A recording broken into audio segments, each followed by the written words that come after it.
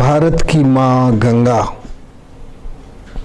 आज आईसीयू में भर्ती है और भारत का राज और समाज दोनों को चिंता नहीं है। यदि भारत को अपने भविष्य को सुरक्षित करना है, बचा के रखना है, तो मां गंगा की सेहत को ठीक रखने का काम करना होगा।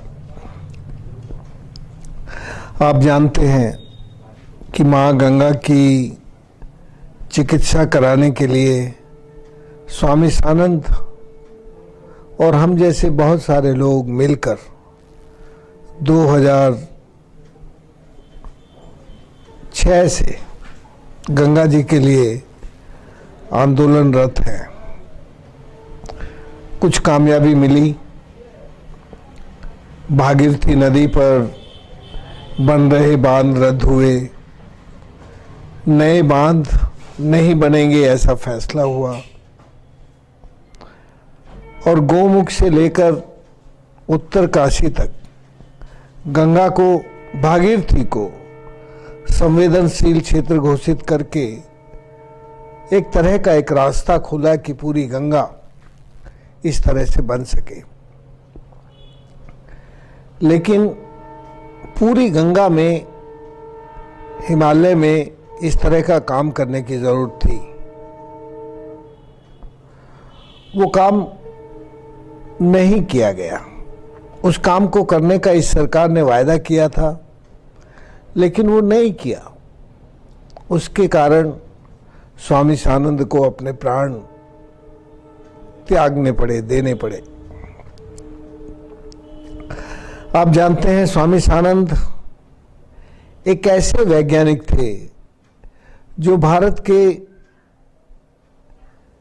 ज्ञान के और विज्ञान के, अध्यात्म और विज्ञान दोनों को समझने वाले ऋषि योगी थे। दुर्भाग्य ये है कि हमारी सरकार कहने को गंगा माई से कमाई करना चाहती है, और जब सरकार माई से कमाई करने की चाह रखती हो, फिर माई का ठीक इलाज कैसे होगा। आज हमारे लिए बहुत ही चुनौतीपूर्ण समय है, जब हम अपनी सरकार को ये नहीं समझा पा रहे हैं कि गंगा इस देश की सभ्यता और संस्कृति की आधारशिला है। गंगा इस देश की इकोनॉमी और इस देश की कल्चर दोनों का आधार है। यदि कि सिविलाइजेशन और कल्चर दोनों पर खतरा है। गंगा केवल एक नदी नहीं है। इस देश में हजारों नदियां बहती हैं, लेकिन गंगा ऐसी साधारण नदी नहीं है। गंगा जल के अंदर जो विलक्षण प्रदूषण नाशनी शक्ति थी, वो आज छीन हो गई है, और उसको छीन करने का काम सबसे ज्यादा सरकारी संस्थाओं ने किया है। गंगा जी के दोनों किनारे की सारी म्युनिसिपल कॉर्पोरेशंस अपना गंदा पानी गंगा जी में डालती हैं। गंगा के किनारे के उद्योग, जिनमें केमिकल्स, ट्रेनरी, टेक्सटाइल, ये सब तरह के पॉल्यूटिंग कंटेंट गंगा जी में आ रहे हैं, और ये ऐसे कंटेंट हैं जो गंगा जी के साथ नेचुरल तरीके से खत्म नहीं होते। बायो पॉल्यूशन तो गंगा जी में 200 किलोमीटर चलने के बाद अपने आप खत्म हो जाता है, लेकिन केमिकल पॉल्यूशन खत्म नहीं होता। ये सब समझाने की कोशिश भारत सरकार को की गई, और भारत सरकार से निवेदन किया गया कि आप गंगा की अविरलता सुनिश्चित करो।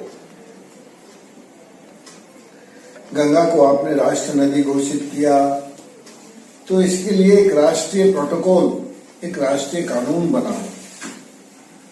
गंगा का कानून यदि बनेगा तो ही गंगा को राष्ट्रीय सम्मान मिलेगा। जिस तरह से हमारे राष्ट्रीय ध्वज को हम सम्मान से संरक्षित करते हैं, वो सम्मान हमारे कानून, भारत के कानून ने दिया है। गंगा को केवल हमारी सरकार ने राष्ट्र नदी घोषित किया है, लेकिन उसको राष्ट्रीय प्रोटोकॉल नहीं दिया।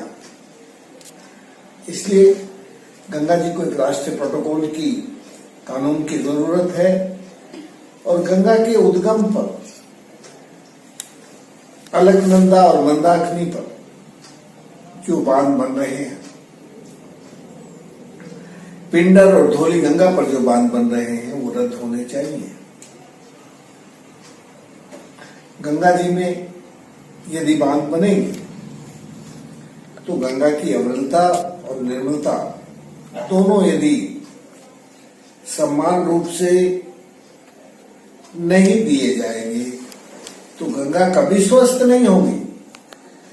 यदि हम गंगा को स्वस्थ रखना चाहते हैं तो गंगा का स्वास्थ्य ठीक करने का एक मूल मंत्र है कि गंगा जी को अविरलता मिले। आज मैं गहमर गांव में हूं। गहमर गांव,